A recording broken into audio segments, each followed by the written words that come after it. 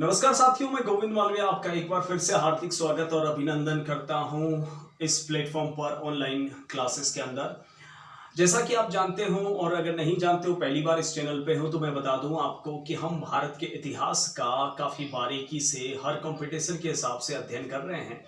और इस सीरीज के अंदर आप प्लेलिस्ट में जाकर सारे वीडियोस देख सकते हैं। हमने भारत के इतिहास की हर एक बारीकी कवर की है, जिसमें हमने प्राचीन भारत का इतिहास भी पढ़ा है और बहुत ही लंबी वीडियो सीरीज है। मैंने कुछ भी कंटेंट्स नहीं स्किप किया, नहीं छोड़ा जो आपके भारतीय इतिहास का कोई कंपटीशन का मुद्दा रहा हो।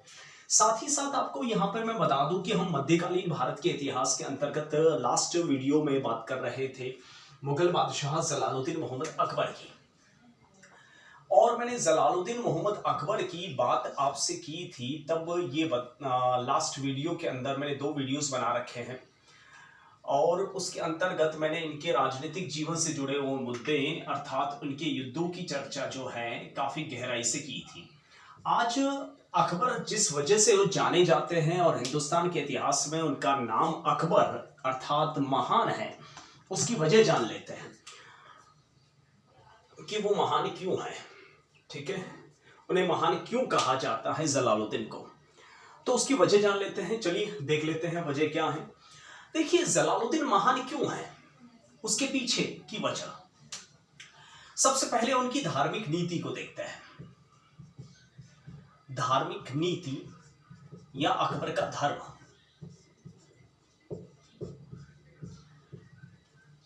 ठीक है, वो महान क्यों कहलाते हैं, उसके कुछ पॉइंट्स देख लेते हैं। देखिए, करीब 1563 ईस्वी के अंदर उन्होंने तीर्थ यात्रा महसूल समाप्त किया। 1564 ईस्वी के आसपास उन्होंने जजिया समाप्त किया।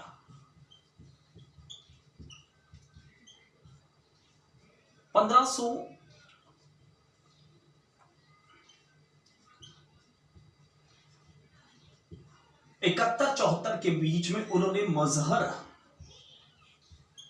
की घोषणा की और 1575 ईस्वी में उन्होंने फतेहपुर सीकरी अपनी राजधानी के अंदर जो है इबादत खाने की स्थापना की। 1582 के आसपास उन्होंने तौहीद ए इलाही, जिसे दीन ए इलाही भी कहा जाता है, एक मजहब, एक अलग से धर्म चलाया। तो ये उनकी धार्मिक नीति के कुछ बिंदु हैं जिसको हमें देखना है इस सीरीज के अंदर और विशेष तौर से इनके मुद्दों पर चर्चा करनी है। हालांकि ये पॉइंट्स तो आपको हर जगह मिल जाएंगे, लेकिन इन पॉइंट्स का मतलब क्या होता है आज मैं आपको पूरा बारीकी से समझाऊंगा। और जलालुद्दीन अकबर को क्यों कहा जाता है महान और मैं स्वयं भी महान क्यों मानता हूं, उसके पीछे की वजह भी मैं आपको इस वीडियो के अंदर समझाने का प्रयास करूंगा। देखिए, तीर्थ यात्रा महसूल भारत पर आप भी जानते हो कि लंबे समय तक जो है वो मुस्लिम सत्ता की जद में भारत रहा है और कहीं ना कहीं मुस्लिम सत्ता की जद में रहने की वजह से भारत के ऊपर जो हिंदुओं पर जो अत्याचार हुए हैं, तरह तरह के कर लगाए गए हैं, उन करों में जो है जलालुद्दीन ने काफी कटौती की और हिंदुओं पर लगने वाला जो तीर्थ यात्रा कर था, महसूल अर्थात कर था, वह उन्होंने करीब 1563 ईस्वी में समाप्त किया। और जलालुद्दीन बादशाह जलालुद्दीन से वहां की रियाया, वहां की जनता इतनी खुश थी कि इसी कर की समाप्ति के बाद उन्हें अकबर का खिताब दिया गया।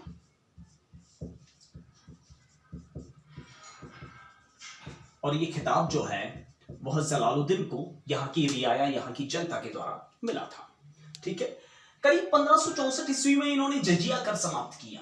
जजिया आपने अक्सर पढ़ा होगा कि एक धार्मिक कर होता है, लेकिन इसका असल अर्थ मैं आपको समझा देता हूं। जजिया जो है वह जनेऊ शब्द से बना है। जनेऊ, जो जनेऊ धारण करता है अर्थात गैर मुस्लिम है, उनके ऊपर लगने वाला जो धार्मिक कर है उसे जजिया कहा जाता है। यानी जनेऊ धारण करने वाले हिंदू पर लगने वाला यह धार्मिक कर।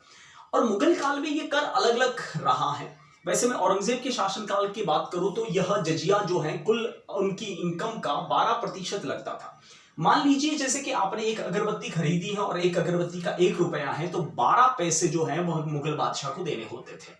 ठीक है, तो इस प्रकार का धार्मिक कर कोई भी धार्मिक क्रियाकलापों पर लगता था, वह जजिया कर जलालुद्दीन अकबर ने समाप्त किया था।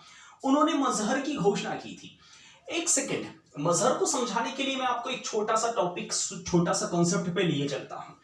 देखिए, इस्लाम कहता है, इस चीज को समझना, और इस चीज को समझ गए चाहे हिंदू हो या मुसलमान हो या किसी अन्य धर्म वाले लोग हो, इस चीज को समझ गए तो इसका मतलब साफ है कि वो सच्चे अमायनों में, सच्चे अर्थों में इंसान बन गए और वह जलालुद्दीन अकबर को भी समझ गए। अदरवाइज अगर इस शब्द को नहीं समझा, ये मेरी बात नहीं समझी, तो शायद आपको जलालुद्दीन अकबर भी समझ में नहीं आएगा और इंसानियत भी समझ में नहीं आएगी। देखिए, इस्लाम कहता है कि ये संपूर्ण संसार, ये कायनात जो है वह खुदा ने रचा है। इस्लाम कहता है कि ये संसार जो है वह खुदा ने रचा है।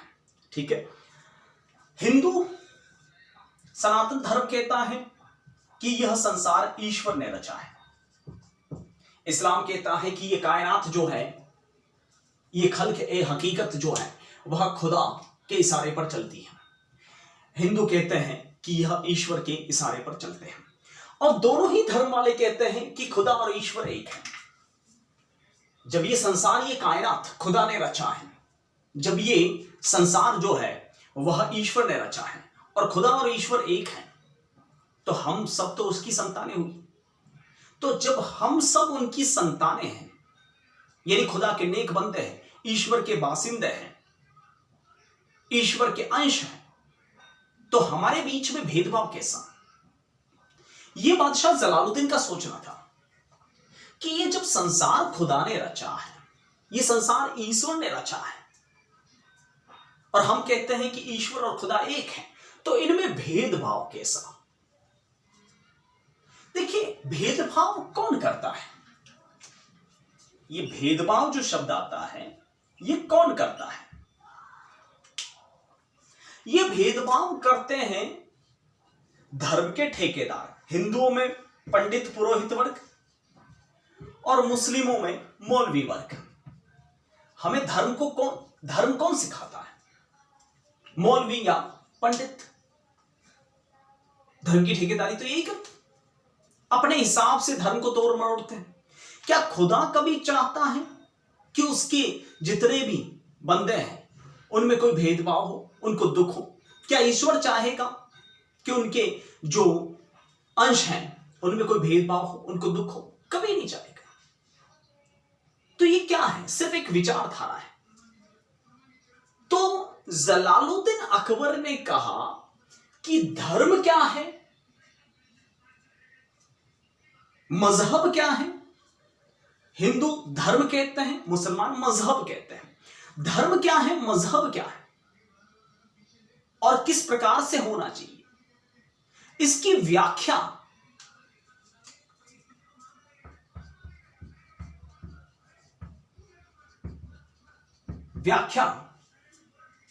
यानी इस पर एनालिसिस, क्या सही है क्या गलत है, यह अक्सर हिंदू पंडित या मौलवी करते हैं। तो क्या ये देश को चलाते हैं? क्या ये देश को रोटियां देते हैं? ये देश को पालते हैं? मैं प्रजापालक हूं, मैं राजा हूं, मैं बादशाह हूं, तो मैं देश को चलाता हूं। तो धर्म की व्याख्या का अधिकार किसके पास होना चाहिए? मेरे पास होना चाहिए। धर्म क्या है ये डिसाइड मैं करूंगा। ये मौलवी कौन होते हैं, ये पंडित कौन होते हैं, धर्म क्या है डिसाइड करने वाले हैं, इसका डिसीजन मैं लूंगा, क्योंकि मैं बादशाह हूं। और यही चीज उनकी मजहर की घोषणा है। यानी धर्म की व्याख्या का अधिकार जलालुद्दीन ने स्वयं के पास में रखा। ठीक है, और वो धर्म की व्याख्या किस प्रकार से करते हैं वो भी मैं आपको आगे समझाऊंगा। ठीक है, उन्होंने स्वयं के नाम का खुतबा पढ़ा।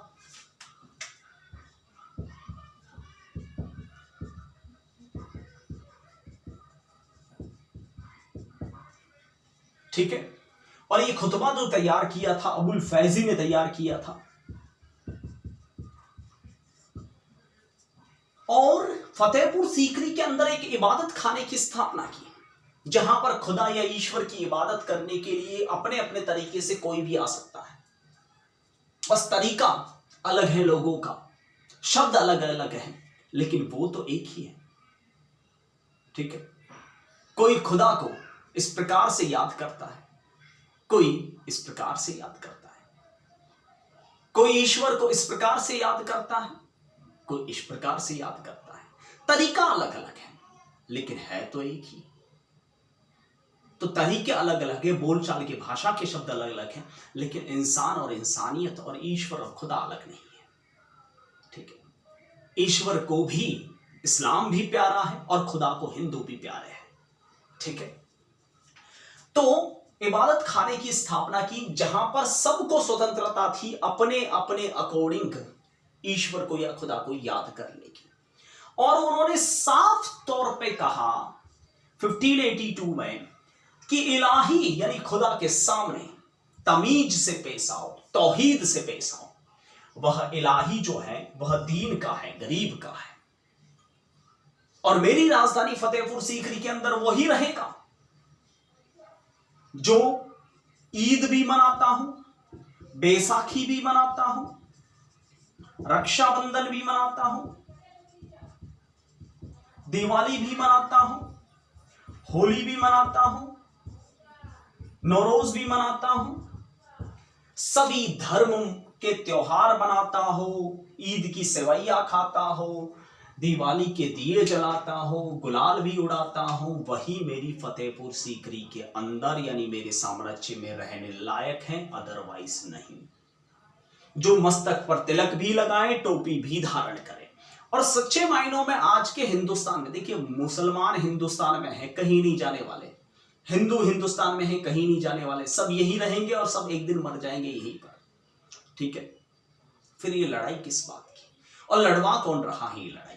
ये लड़वा रहे हैं स्वार्थी पंडित, स्वार्थी मौलवी, स्वार्थी नेता, अपनी राजनीति सेकने के लिए। आज के जमाने में जलालुद्दीन अकबर की सोच की जरूरत है हिंदुस्तान को, ऐसा मेरा स्वयं का मानना है। सभी धर्मों का आदर कर लेंगे तो क्या प्रॉब्लम है? आप तिलक लगा लेंगे, टोपी धारण कर लेंगे, क्या समस्या है? जलालुद्दीन करते थे। तो आपको यह भी सवाल पूछा जा सकता है कि ऐसा कौन सा बादशाह जो अपने मस्तक को तिलक भी लगाता था? तो आपका उत्तर होगा जलालुद्दीन मोहम्मद अकबर। रक्षाबंधन भी मनाते थे, ईद भी मनाते थे, बैसाखी भी मनाते थे, सभी धर्मों का आदर करते थे, सभी धर्मों का सम्मान करते थे, सभी धर्मों के त्योहार तीज मनाते थे। अब बहुत सारे लोग कहते हैं कि ये उनकी एक राजनीति का हिस्सा था, उनकी एक कूटनीति थी। तो भैया कूटनीति थी भी तो बहुत अच्छी थी। ऐसा कौन सा हिंदू राजा हुआ है जिसने कभी ईद की सेवैया खाई हो? नहीं ना। फिर सम्मान कीजिए ऐसे बादशाहों का, और सैल्यूट है ऐसे बादशाह को मेरी तरफ से। तो एक बार नहीं 1000 बार सलाम है। देखिए, जलालुद्दीन अकबर ने इतना ही नहीं, उन्होंने कुछ सिक्के भी चलवाए थे। जैसे संसद, कई बार एग्जाम में आ चुका है, अब तक का सबसे बड़ा सिक्का था सोने का। जलाली, इलाही नाम के 3 सिक्के चलवाए थे, और इन सिक्कों पर भगवान राम और माता सीता के चित्र भी थे। सवाल बन सकता है, कौन से मुगल बादशाह ने अपने सिक्कों पर माता सीता और भगवान राम के चित्र उत्कीर्ण करवाए? जलालुद्दीन अकबर। ठीक है, बहुत अच्छे अच्छे प्रयास किए, बहुत अच्छी अच्छी थ्योरी थी, बहुत अच्छी सोच थी बादशाह जलालुद्दीन की। उन्होंने सती प्रथा, बाल विवाह, शराब बिक्री,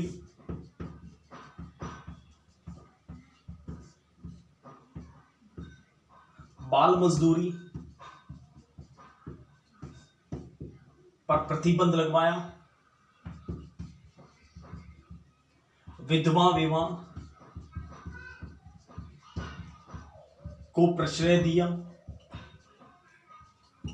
आपको पता होगा उनकी बेगम थी सलीमा बानो, जो बैरम खान की विधवा थी। अब लोग गलत एंगल से लेना चाहे अपने तरीके से तो ले सकते हैं, उनमें कोई जलालुद्दीन अकबर और किसी का रोल नहीं, लेकिन वास्तव में जलालुद्दीन अकबर की सोच काफी अच्छी थी। उस समय विधवाओं को बड़े कुदृष्टि से देखा जाता था, लेकिन जलालुद्दीन अकबर ने सलीमा बानो से निकाह पढ़ के उनके नारी सम्मान के साथ ऐसा किया था।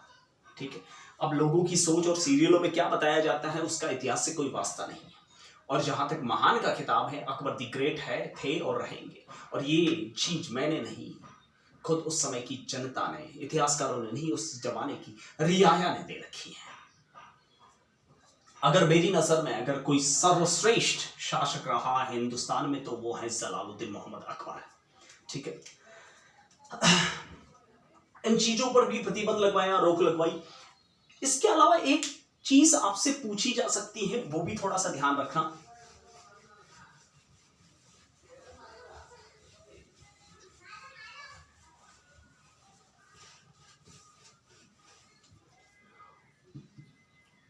एक जो पॉइंट है वो है आइन ए दहशाला। दहशाला, आइन ए दहशाला जिसे टोडरमल बंदोबस्त भी कहा जाता है। टोडरमल सेटलमेंट 1582 में टोडरमल ने जो अकबर का मीर ए सामा था, मीर ए सामा यानी घरेलू मामलों का प्रमुख, आइन ए दहशाला अर्थात 10 साल के लिए किसी भी जमीन को पैमाइश करवाई जाती थी, ठेके पर नहीं, पैमाइश करवाई जाती थी। ठीक है, इस चीज को समझाने के लिए मैं एक छोटे से एग्जांपल के जरिए आपके साथ चलूंगा। एक बात बताइए मुझे, एक बात समझाइए। आज हरियाणा और पंजाब का किसान बहुत अमीर है, कोई दिक्कत नहीं, अरबों खरबों की जमीन है, सोना उगलने वाली जमीन है, अच्छी खेती होती है। वही राजस्थान का किसान गरीब है। ठीक है, क्या मुझे बताइए, पंजाब हरियाणा का किसान टैक्स की चोरी नहीं करता? राजस्थान का किसान क्या कर पाएगा? नहीं। सरकार कहती है किसानों के लिए सब्सिडी दो, ये वो दो, फैसिलिटी दो। आपको क्या लगता है अनपढ़ जो किसान है, गांव में रहने वाला राजस्थान का किसान है, उस तक सरकारी स्कीम भी पता चलती है क्या? उससे पहुंच पाती है क्या? अरे पहुंचना तो दूर, उसको स्कीम क्या होती है वो भी नहीं पता। तो स्कीम का फायदा कैसे उठाएगा? स्कीम का फायदा कौन उठाएगा? पढ़ा लिखा सियाना किसान जो ऑलरेडी सेटल्ड है। यानी अमीर तो अमीर बनते जा रहे हैं और गरीब गरीब बनते जा रहे हैं, और सरकार को इस तरफ से चूना लगता रहता है। हमेशा वो किसानों के लिए बड़े बड़े पैकेज लाती है, ये वो वगैरह, लेकिन क्या सच्चे मायनों में किसानों तक पहुंच पा रहा है? नहीं पहुंच पा रहा है। ये तो वही वाली बात हो गई कि भारत के बड़े बड़े सेठ साहूकार व्यापारी जो हैं, ठीक है, वह भी एक कोलगेट का पैक उसी रेट में खरीद रहे हैं और एक गरीब भी उसी रेट में खरीद रहे हैं। तो गरीब गरीब बनता जाएगा और अमीर अमीर बनता जा रहा है। यानी अमीर तो टैक्स की चोरी करता है इनडायरेक्टली डायरेक्टली, और गरीब बेचारा मरता है, मिडिल क्लास मरता है। उसके लिए भी टमाटर वही भाव है तो उसके लिए भी वही भाव है। क्यों ऐसा? यानी जो पैसों वाला है, जो पढ़ा लिखा है, सियाना है, वो तो टैक्स की चोरी करेगा। जो अनपढ़ है, गंवार है, बेचारा गरीब है, वह और गरीबी में चलता रहेगा। इसलिए भारत कभी भी आगे नहीं बढ़ सकता। ठीक है, लेकिन इंडिया अमीर जरूर हो रहा है। बहुत फर्क आ चुका है इंडिया और भारत में। मेरी सिंबॉलिकल लैंग्वेज समझने की कोशिश कीजिए। तो बहुत ही अच्छा कार्य किया टोडरमल ने, परमानेंट सेटलमेंट, जो अब तक हिंदुस्तान के इतिहास में किसी ने नहीं किया और न कर पाएगा। उन्होंने भूमि को 4 भागों में डिवाइड किया। भूमि की पैमाइश 4 भागों में हर 10 साल में करवाई।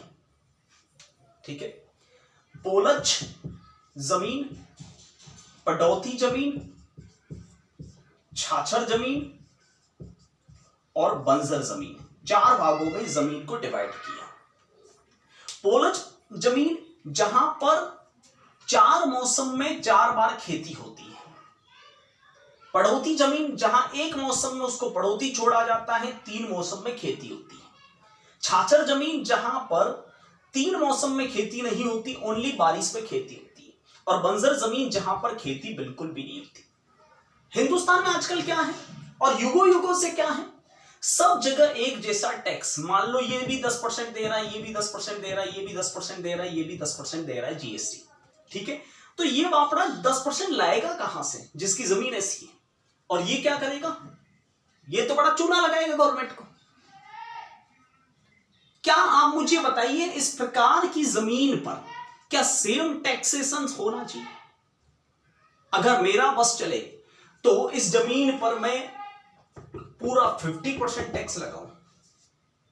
ठीक है, इस जमीन पर मैं 30% या 20% टैक्स लगाऊं, और इस पर मैं 5% ही लगाऊं, और इस पर मैं बिल्कुल भी ना लूं, तब संतुलन बनेगा।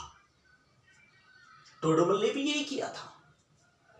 जैसी जमीन उसके अकॉर्डिंग टैक्स, जितनी इनकम उसके अकॉर्डिंग टैक्स।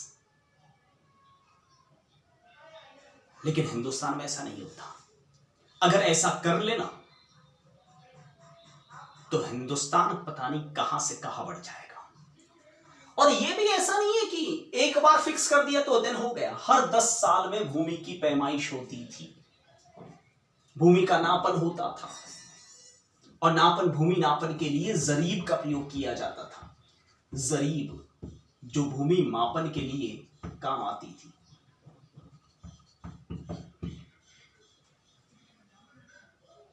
जो एक लोहे की चेन होती थी, आज भी पटवारी लोग इसका इस्तेमाल करते हैं।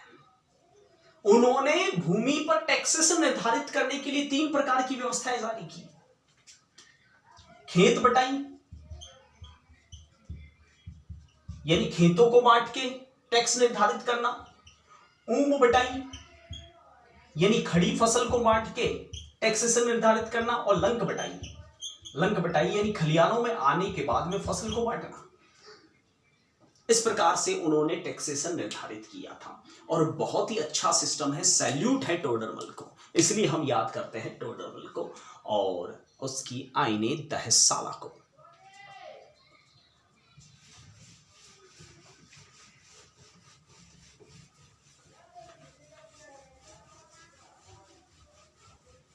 मैं तो कहता हूं सरकार इस तरफ ध्यान दे, और जानबूझ के नहीं दे रही है, और अगर दे दे तो हिंदुस्तान की तरक्की संभव है, बहुत ज्यादा तरक्की हो सकती है।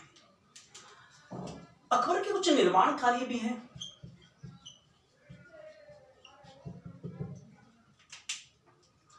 अकबर ने कुछ दुर्ग बनवाए थे।